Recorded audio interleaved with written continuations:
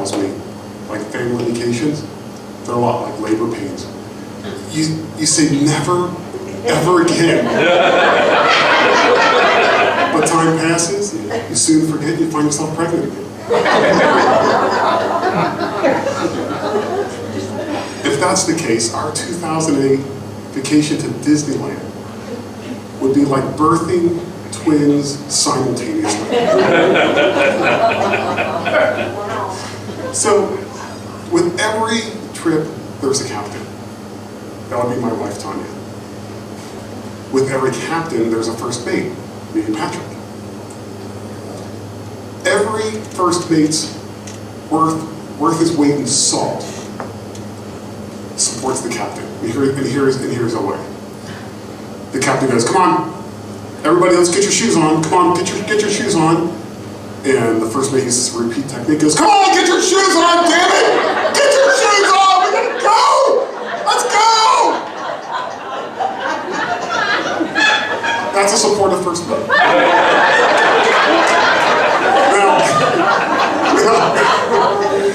With every captain has a crew, our crew, more like our drunken crew.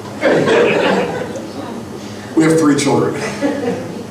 My son, Jack, who is our thinker, is 15.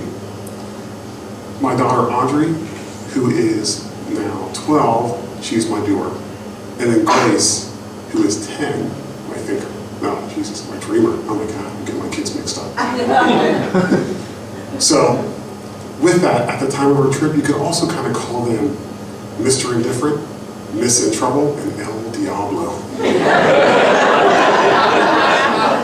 So, at the time we get ready for our trip, we also have my mother-in-law, who my children call Meemaw, and we call the captain's captain. My mother-in-law is a fiercely independent contemporary woman that sees things 3 ways. You can problem solve it 3 ways. There would be, let's see, her way. And then, if that doesn't work, you have her way to work it out. And then at that point, if it doesn't work, you truly can rely on her way to get it done. So as you're getting getting to understand a part of my family, another thing good first mate does besides listening and supporting to the captain, we also know how to pack. And we also know how to drive. So now it's my chance to pack the van. Now, for a week-long trip in Disney, we typically have about 100 to 200 pieces of luggage.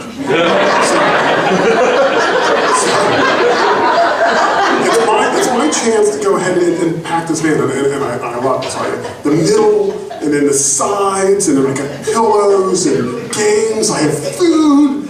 We have lawn chairs, we have umbrellas to be on the beach, we get it in the back, we have all the kids' luggage, and then we got the luggage bubble. Maybe the luggage bubble gets like more shit and stuff that gets all packed in that. At that point, if you think about it, the van is just about like 3 inches from the ground and no one's even in it. So then, at that point, Meemaw shows up, the captain's captain. So then we pack her shit, and we got laptops, and we got another van, just all this kind of crap that gets shoved into the van, and we're about 2.5 inches off the ground. Yep. So it's serious. It's time to go to Disney. I mean, we're going to Disney. So everybody goes to sleep, gets up before dawn, and everybody's excited. But they're also sizing each other up for this next 800 miles. You see, everybody wants to be at Disney, but no one wants to get to Disney. So here we are. Me and my drunken crew, we're all getting together. We're all getting in the van. So, Audrey, by the way, is already car sick, and she's not even in the van yet. My mother-in-law, she's there, and she's like, listen, I got a GPS, and we're ready to go. Now you have to understand, my mother-in-law, I never knew there's mother-in-law jokes until you have like Meemaw. I get these jokes now. So she says, I got this GPS, let's use it. She's like, latest stuff she loves, but just kind of confused how it always works, but she's got it. The captain is like, listen, we're not using a GPS. Got a triptych, we're fine. Well, why? She's like, why the hell would you use a triptych when we got this GPS? Here. No, we're not gonna use it. First mate, listen, we're not using the GPS. She's like, what? We're using. Tanya's like, just put the GPS away, we're done. Silence. We're in the car. Everybody's just kind of hanging out. We haven't even left, really. We're like in a neighborhood, and it's just, everybody's fucking pissed already. So every trip has to start, our trip starts. Now, understand, we want to get to Disney. This is Disney. And we want to get there. But if we want to get there, the 3 women in the car cannot drink anything if we're not going to stop every 50 minutes. Audrey, my doer, she's allowed to drink because we spike her drink with Dramamine. Remember, she's a doer, and if a doer can't do something and is confined, she gets car sick. I mean, not like I feel good. I mean, like, ah! So, that upsets the captain. If the captain's upset, everybody's upset. Thinkers are easy. Jack, he just sits back and thinks. El Diablo. We typically ignore El Diablo and do damage control after it's too late. It's like, whatever, right? We're moving, we're on, we're in the car, we've stopped a couple times, we're getting there, we're not getting there, everybody's kind of wearing on each other's nerves. Peppered in between is this, hey, Tanya, got this GPS? We're getting closer. Why don't you just use the GPS? We're not using the GPS. Getting closer. Hell, we're in Florida now, right? We still got like another 8 hours to go. By that time, Audrey's already thrown up again, been re-drugged, sang herself to sleep by taking me out to the ball game. Jack has been quietly brooding to himself in the back, just sitting there. And El Diablo has been kicking, screaming, her legs falling asleep, has been ripping up things, stealing everybody's food, you know, traveling with a drunken crew. So we're getting closer, and we're getting closer, and hey, GPS, it's just like peppered in there. Time's okay, let's give me the GPS. You take it, plug it in, we're heading on. I'm behind that wheel, and I'm listening. You're good first mate, I'm listening, right? GPS goes, turn right. Fuck yeah, man, we're turning right. Turn right. Hell, we can see Disney. It's like, this is Disney, right? We see it. GPS goes, turn right. All right, yeah, I'll turn right. We go a little bit further, it's recalculating. You need to turn right. All right, I'll turn right. Turn right. Tony's like, what's going on? I'm like, listen, I'm just following the GPS. That's all. Just leave me the fuck alone. And let's get to Disney. Do you understand me? All right, let's go again. Turn right. All right, I'll turn right. Recalculating. Meemaw gets in. What are you doing? I'm like, I'm listening to the GPS. We're trying to, I don't know what I'm doing. So, we're going, and then, okay, so this is where the captain and the captain's captain communicate. The two captain paradox. Anything that happens simultaneously, like having twins, or this, doesn't work out at all. So a discussion ignites. I pull over into a gas station, and we problem solve the situation. We realized the GPS was programmed simply to Disney. So we spent the last hour, seeing Disney, go, turn right, and come back and go past. We've been circling Disney, in Disney, at Disney. So we regroup as a family, and we go to the hotel. We finally know where the hotel is. Go into the hotel, drive on up, and I understand we got this van loaded, packed, full of shit. Matter of fact, there's people who've borrowed a bubble on the van in the audience. That's how I got my new bubble, that's another story. But anyway.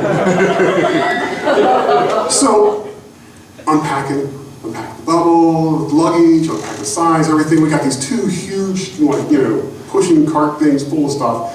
I'm like, you guys go up to the room, I'm gonna go ahead and park the van. Now, there's two places to park the van. You can park in the garage that's in the hotel for the RVs and like vans with bubbles and stuff like that. Or you can go ahead and park it in the car garage. Well, I park it in the correct garage. Go, park the van, first floor, head on up to the room. Meemaw, the captain's captain, and the captain have ignited the conversation about the GPS debacle. At that point, we knew there needed to be a break. Tanya and I are going to take the kids to the pool, and the captain's captain is going to go ahead and just get provisions and stuff for the week. So she's just going to get out and take the van and go and get what we need to get for that week. So I tell her, hey, vans in the garage with the other vans with bubbles and RVs. It's easy to see. It's on the first floor. Takes off. We take the kids to the pool. An hour or so we come back. Meemaw comes back. We're getting ready to go out to our late dinner. It's awesome. Everything's looking up.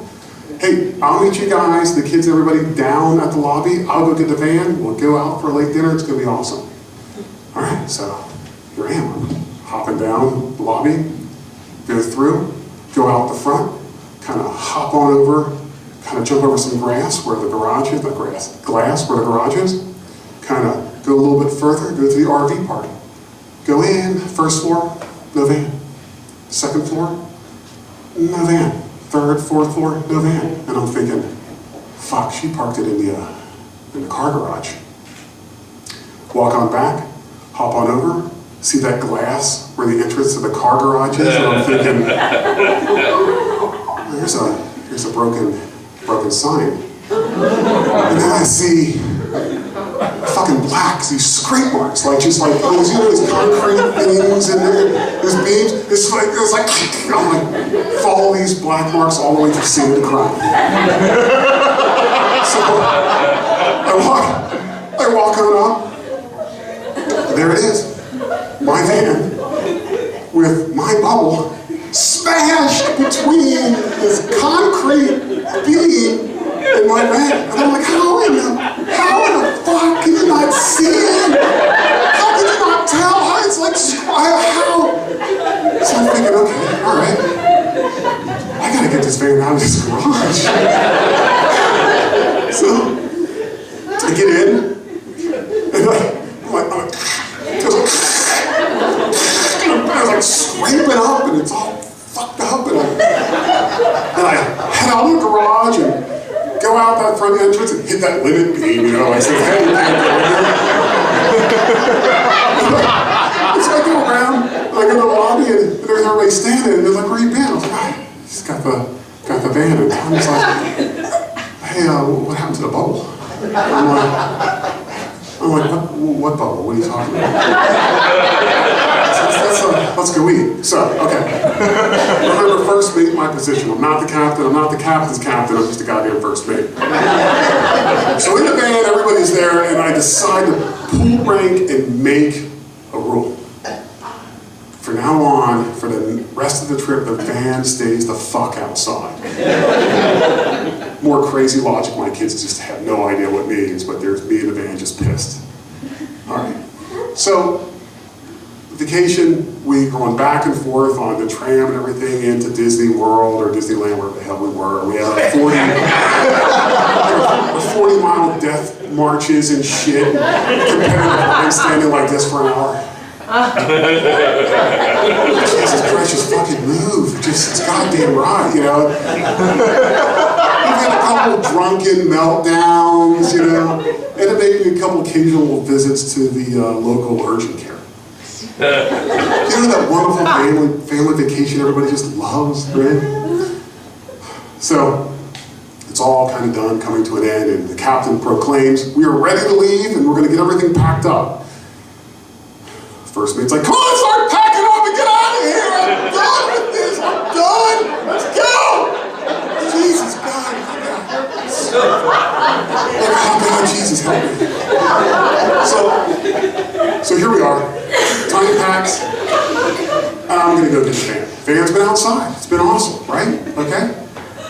I hop out, go down the lobby, and I'm just slowly walking, like taking my time. And every dad and husband knows, like, when you're between the crazy fucking people and then like just a little bit of quiet before you have to go to the crazy people again, you're just like,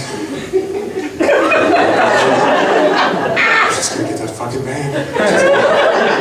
It's all gonna be great because I'm gonna be home and fuck all that, right? So I go out, go to the parking lot, I see my van because I know it's got the fucked up bubble on it. So I hop in, and it's like 100 degrees, and I turn on the van, and turn on the air, and I'm like, oh God, this is over, it's over. I'm going home. I'm so excited, right? Like, it's all over. I get in the van, and I'm driving to the front. They're all bringing down the luggage, whatever they're doing, I don't give a shit. I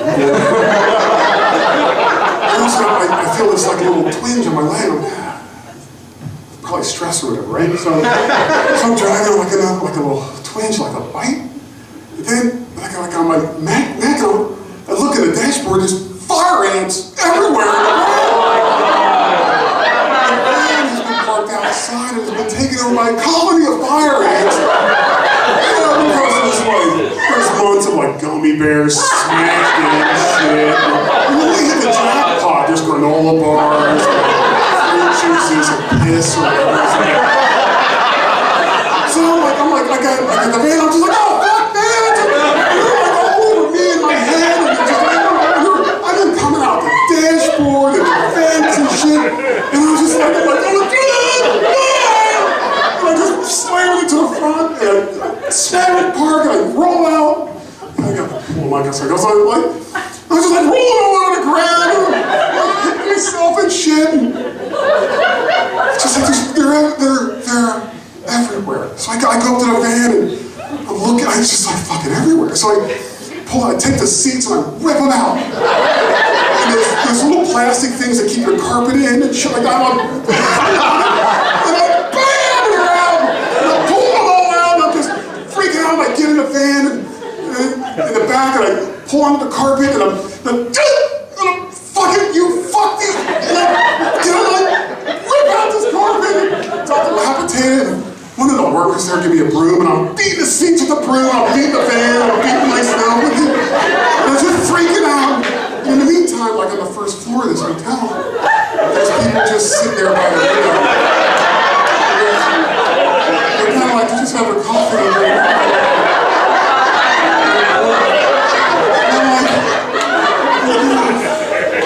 I'm on vacation, right? So I'm wigging out. And I look over, and there's my family. And they're just standing there like, what the fuck? So I compose myself and I do what every husband, father, dad does, and I go, what the fuck is wrong with you? And get over here and help me get this man, this is fucking ridiculous! And I went screaming, grab a broom and get my son, and he's hitting shit, and I don't know what he's doing, he's 10. Basketball-sized nest of ants in the engine compartment. And it's like, we're like tearing apart. Maybe I'm telling you, there's ants. There's 100 million ants. And they're all over. So when they give these idiots in the place gives rain, we're spraying rain all over each other, all over the van. There's like no carpet left, and there's shit everywhere.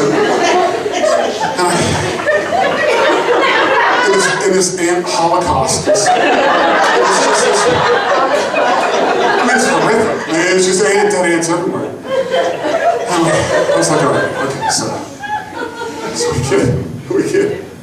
we start putting the van back together. And it's just like, okay, so everybody puts the van back together, pack it up. I'm like shaking, you know. Could just beat somebody, choke them. So, my part of vacation's coming up because it's a silent part. We all get in the van and we head back to Cincinnati. And not one word. No bathroom stops. No one's bitching about shit or nothing. Occasionally there's like someone being lightheaded from all the rain and shit. And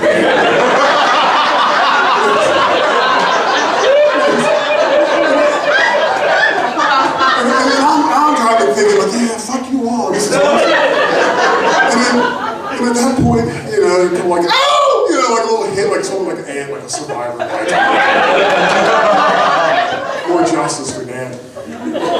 So, in the end, we have another great family vacation.